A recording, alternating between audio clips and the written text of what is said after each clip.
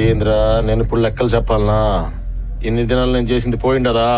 అవునబ్బా, ఏంది సీనన్న లెక్కలు అడుగుతా ఉండారు? ఎంతమందిని మేనేజ్ చేస్తా ఉన్నాడు, ఎన్ని చెక్ పోస్టులు దాటిస్తా ఉన్నాడు, అవన్నీ లెక్కలకు రావాయట. సామే మేము అక్కడికే వస్తా ఉన్నావా? మీరు పోలీసు వాళ్ళకి దుడ్డు ఇస్తుండారా? మేము పోలీసు వాళ్ళకి దుడ్డు ఇస్తుండావా? మీరందరూ కమిషన్లు ఇస్తుండ్రా, ఆ పైన కూడా మేము కమిషన్లు ఇస్తా ఉన్నావా? ఫారెస్ట్ వాళ్ళకి, రెవెన్యూ వాళ్ళకి, ఐడి వాళ్ళకి, పోలీసు వాళ్ళకి, చెక్ పోస్ట్ వాళ్ళకి ఎవడు పడితే ఆడికి ఇచ్చుకుంటూ పోతా ఉంటే ఏందన్నా ఇదే? మనందరూ కలిసి ఒకే కమిషన్ ఇవ్వాలా. అట్ట ఇస్తే ఎంత కలిసి వస్తుందో తెలిసిన మీకు? 25 భాగం మిలుతుందన్నా మా అందరికే. ఎవరితో సొమ్మది? సీనన్న కాదని ఆ చెన్నై మురుగేశం గడికి పోయినందుకే ఆడు 1.5 కోటి ఇచ్చుండాడు. ఆడు మనందరూ కలిసి మా మాట ఇదే మా రేట్ ఫిక్స్ చేస్తే 2 కోట్లు ఇస్తానన్నాడు. 2 కోట్ల కథ అక్కడితో ఆగలే. కాల్కటాలో చాటర్జీనే, ముంబైలో ఆడేవాడు సింగిని, ఆ తర్వాత ఢిల్లీలో అగర్వాల్ని, ఇట్లాంటి వాళ్ళందరినీ కూడా లైన్లో పెట్టుండాను నేను.